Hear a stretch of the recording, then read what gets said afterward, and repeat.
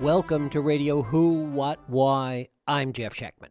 When Ed Murrow took down Joe McCarthy, he reminded us in a line from Shakespeare that Cassius was right. The fault, dear Brutus, is not in our stars, but in ourselves. He went on to remind us that at the time McCarthy didn't create the atmosphere of hate and paranoia that had swept the country. He merely successfully exploited it. Much the same can be said of the political climate we're now living through. Donald Trump didn't create a culture of distorted reality, meanness, lack of empathy, but he and others have successfully exploited it. And frankly, it's been easy to do so. In an age of anxiety, extreme change, paranoia, politicians and our media environment have created what Steve Jobs used to refer to as a reality distortion field. But while Jobs exploited it to give us insanely great products, others are using it to divide us, to gin up our most primal fears of invasion of our space, and to take advantage of it to sell us bigotry and despotism. That is, in short, the psychological state of America today.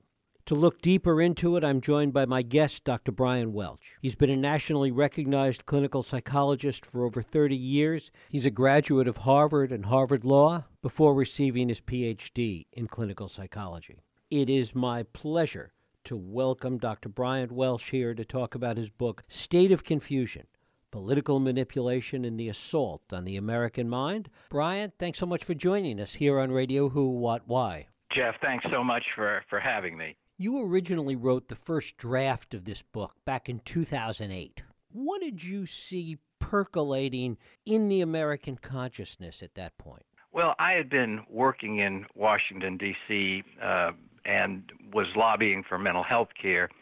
And the change in the political climate, both in D.C., but also in the mass media with the evolution of Fox News and negative campaigning, a change in the atmosphere that was pretty dramatic, and I was less concerned with the policies that it was leading to than I was with the impact it was going to have on the American mind as I understand how it functions and what affects it. So I became particularly concerned with the way we rushed to war after 9/11, and from that, started looking at the impact the Bush administration and the more radical right wing at the time was having with the techniques they were using. So I began to outline that process, and that's what led to the first book. But then, with Donald Trump's administration and the changes in the American mind since that time, I revisited it all, and it was quite striking. You could just take the same concepts that I'd talked about in 2005, 2006, and you looked at them today, and you could see how the deteriorations that I talked about were a lot further down the road, and the country was, the mental functioning was deteriorating. In many ways, politics has always been about marketing, about deception, and in a broader sense, I mean, you can go back to the 50s, and Vance Packard writing about the hidden persuaders, and Fletcher Nebel, in a novel talking about the 480 slicing and dicing America up into its component parts. What's different today? Well, what's different, there are two things that are different. One, the technology we have to do those things you just described is infinitely more powerful, infinitely more available. So the instruments that we have to reach right inside the mind and create visceral experiences, which are the experiences that determine what we really do. It's not so much our thinking, it's the way we feel in our body, these bodily states that are going to shape it.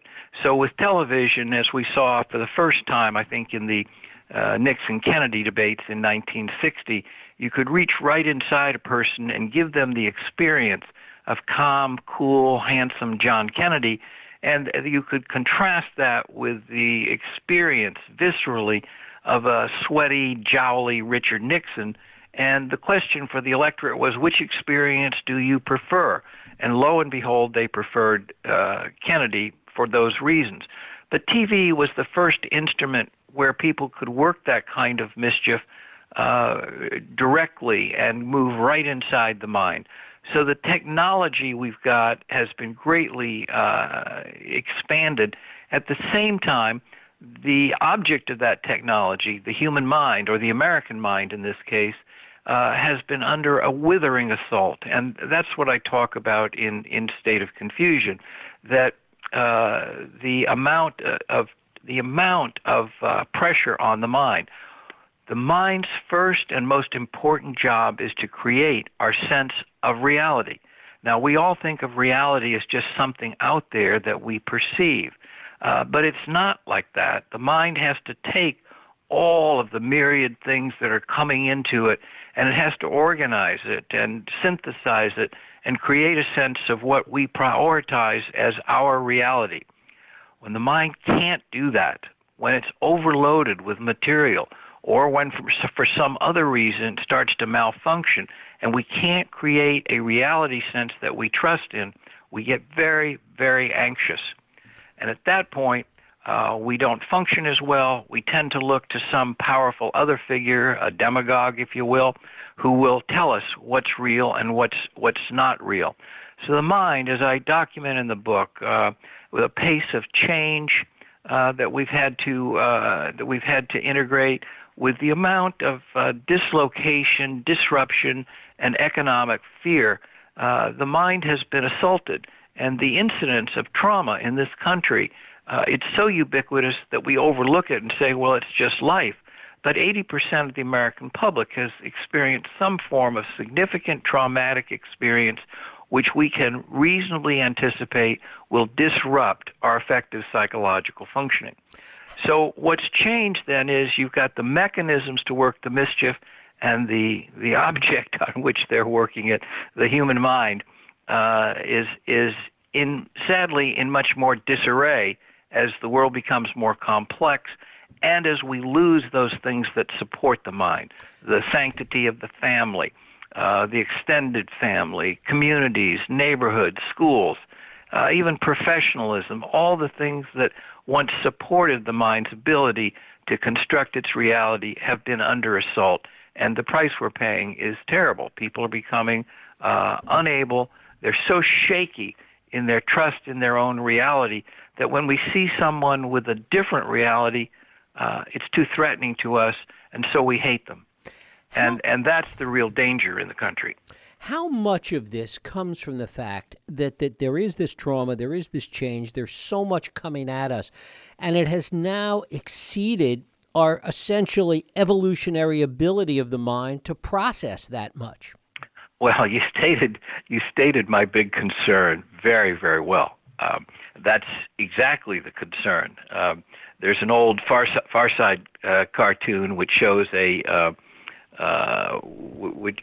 dinosaur giving a keynote address at a dinosaur convention, and he says, "Ladies and gentlemen, the future is bleak. The climate is changing. The mammals are taking over, and we have a brain the size of a walnut."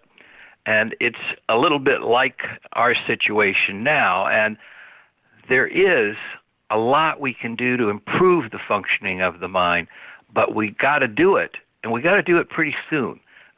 So my message is not all despair, but that is the big fear, that our capacity to grow the mind into a healthy, functioning organ is going to be outstripped by the demands on the mind. It doesn't have to be that way, but we've been moving that way. In terms of the broader political neuroses that you write about, how much of it, and certainly there's historic precedent for this, and we can go back and talk about Kennedy, Nixon, and television, how much of it is the techniques of persuasion, the way information comes at us today, aligning with what the message is and what the paranoia is about, and that creating a kind of perfect storm? It is the trifecta. It is the perfect storm. The limitations on the mind to begin with, the traumatic impact, the impact that trauma from all sources has had on the mind, and then the role of political manipulating, what I call political gaslighting in the book. That's the trifecta for the American mind. So that's why I refer to it as the assault on the American mind.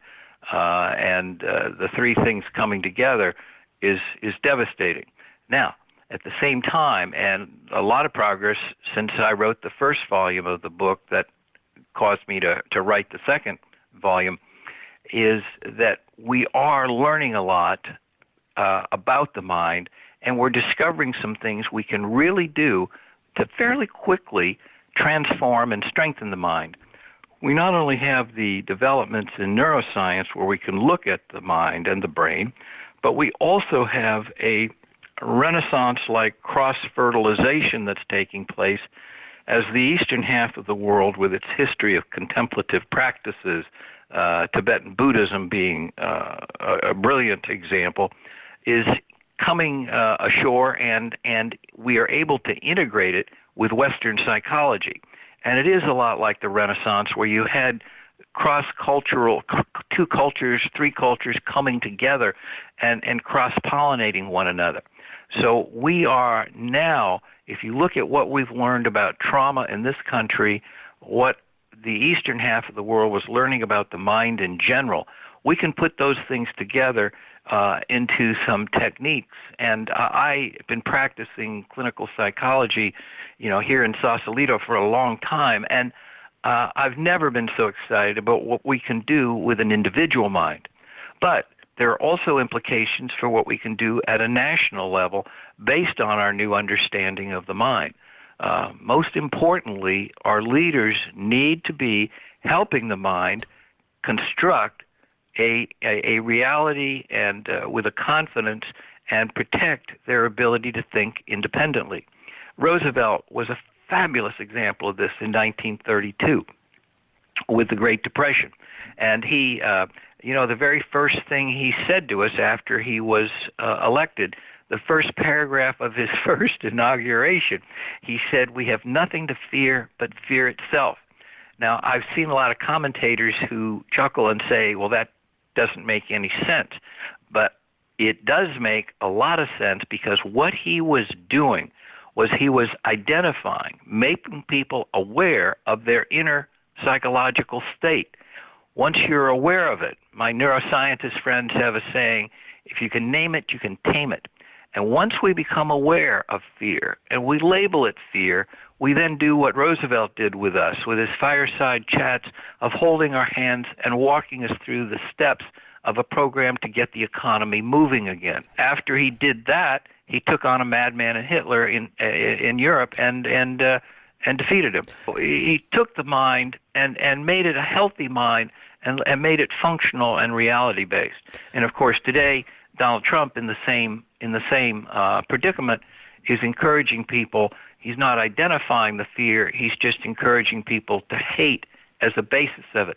So he's harnessing it for his own divisive political aspirations. Except that part of the problem today is that the message fits so perfectly with the paranoia that's out there, that the message of fear, that the message of paranoia fits in just perfectly, like a piece of a puzzle, with what the concerns are today. So it is self-perpetuating in so many respects.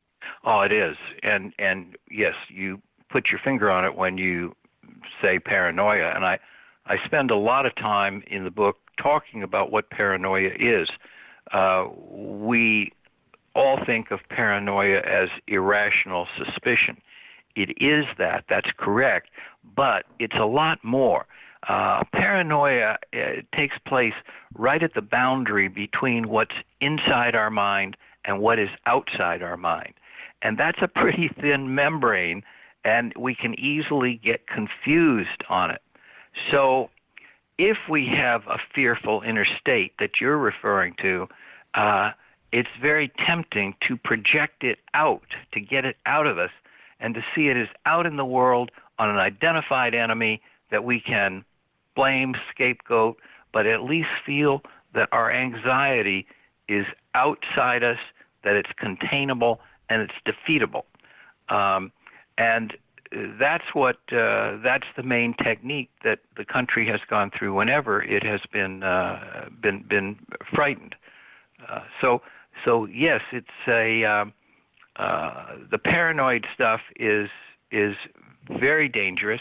because it confuses inner from outer states, and we then behave very erratically.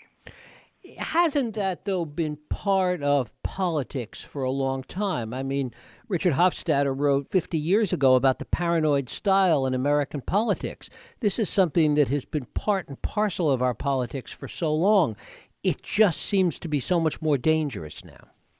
No, absolutely. Yeah, the Hofstadter article, I just reread it the other day, and it's almost quaint.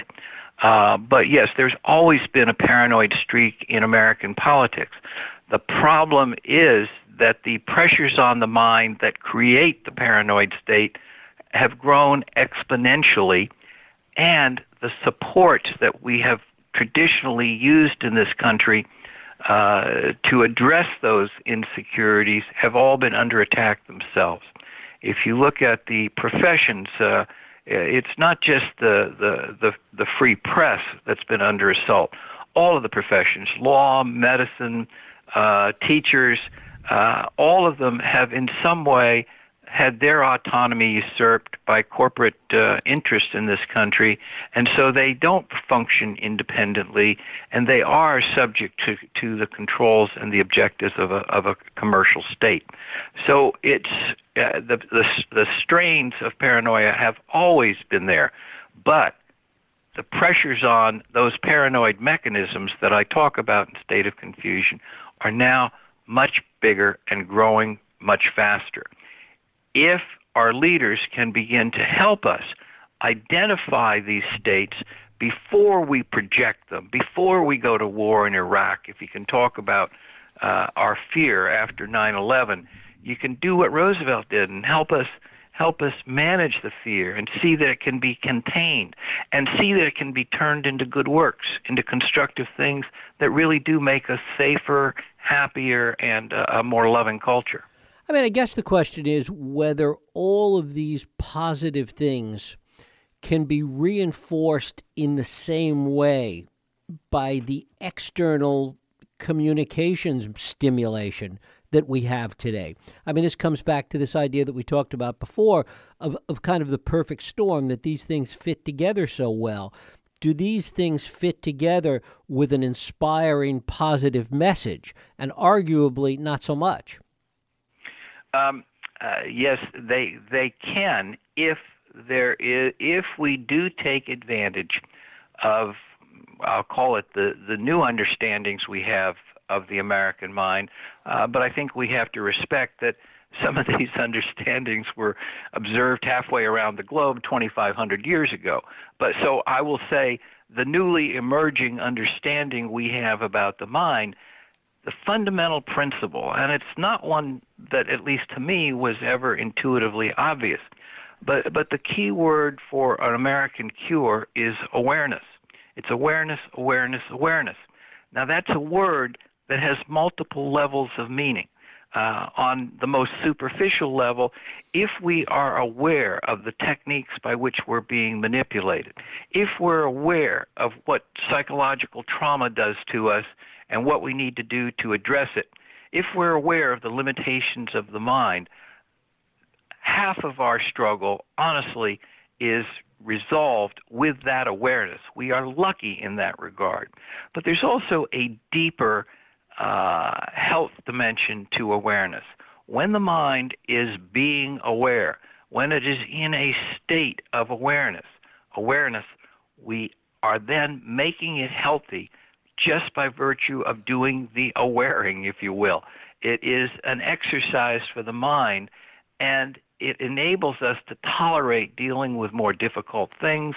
It enables us to see more. It enables us to understand our own individual absurdities and the petty annoyances and where they come from that divide us. So, it's harder to build something than it is to tear it down.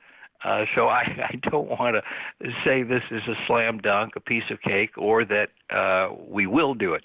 But it is exciting, the potential. And if we had a leader who would articulate our inner experience to us, our true inner fears, and then show us how to lead us out of those things together and bring us closer, it could make a huge, huge difference.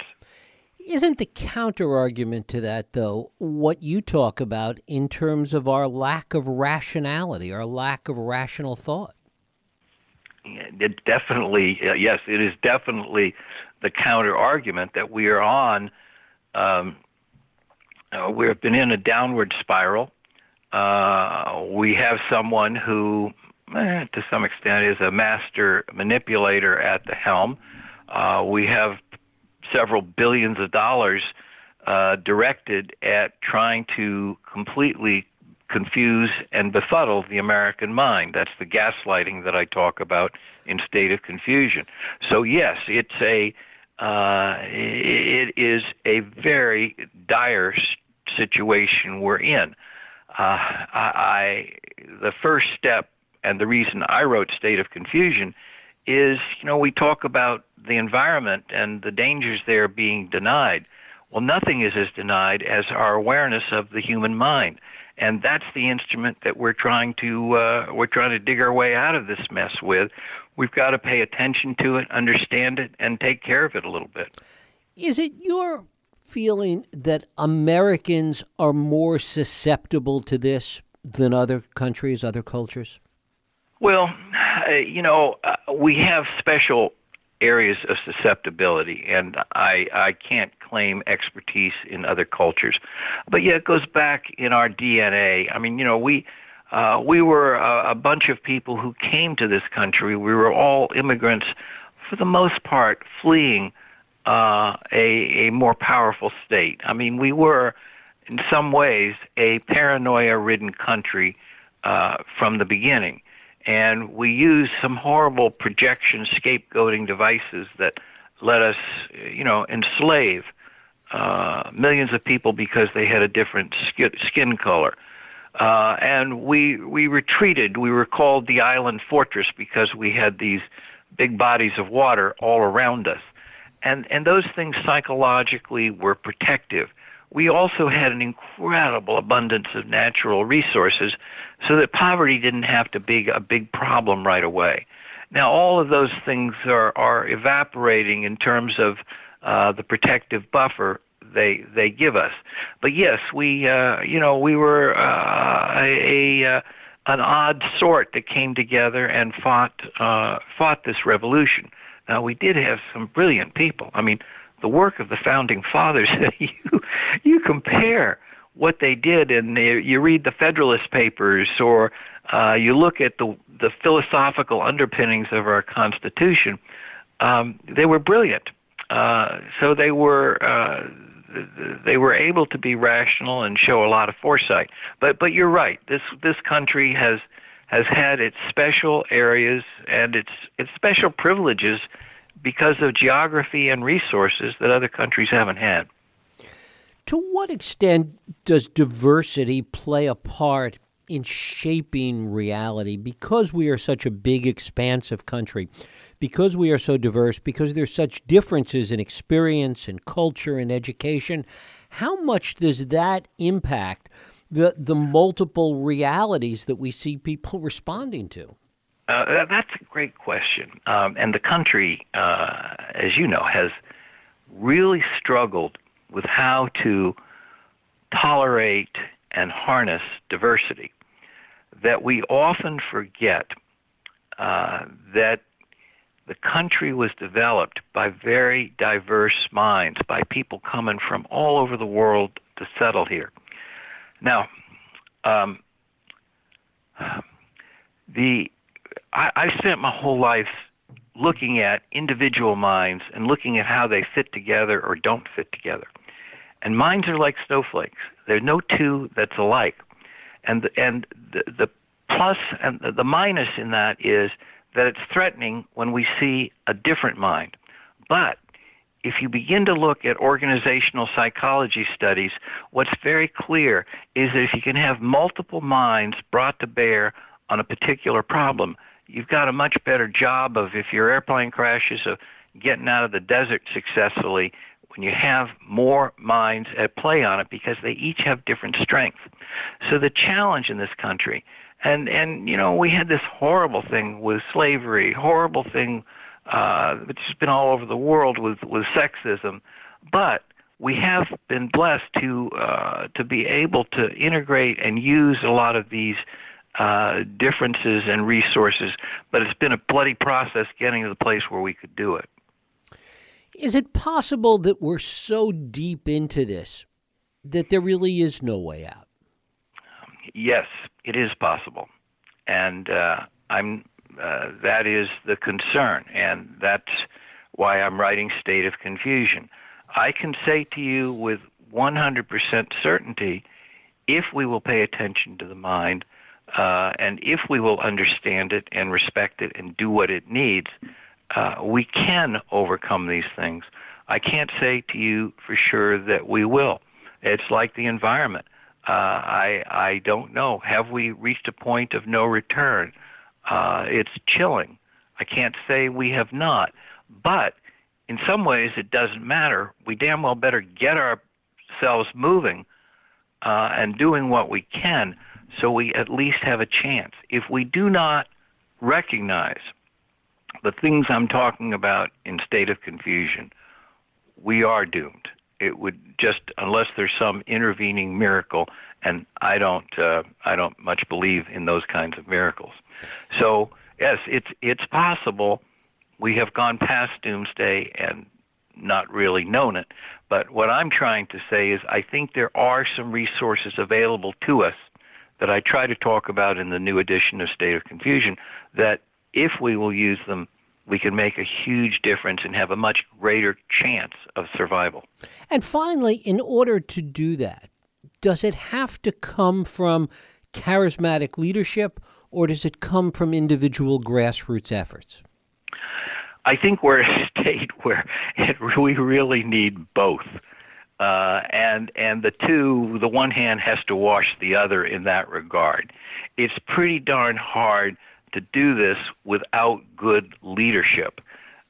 Just the economic problem alone, we need government. And one of the things in the book I talk about that I'm critical of Ronald Reagan for is he really destroyed people's capacity to use government. He said government's not the solution, it's the problem.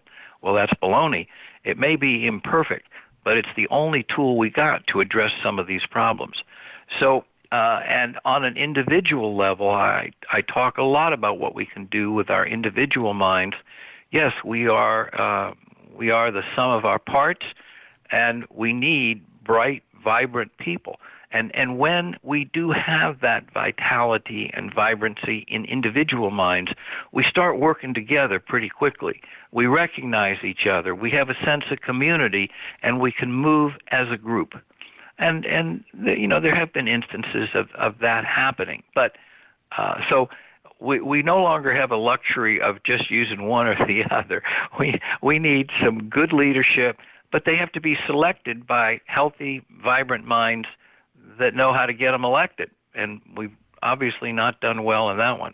Dr. Bryant Welch, thank you so much for spending time with us here on Radio Who, What, Why. Jeff, thank you so much. It's been a pleasure. Thank you. And thank you for listening and for joining us here on Radio Who, What, Why.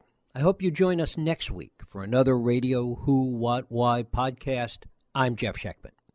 If you like this podcast, please feel free to share and help others find it by rating and reviewing it on iTunes. You can also support this podcast and all the work we do by going to whowhatwhy.org/donate.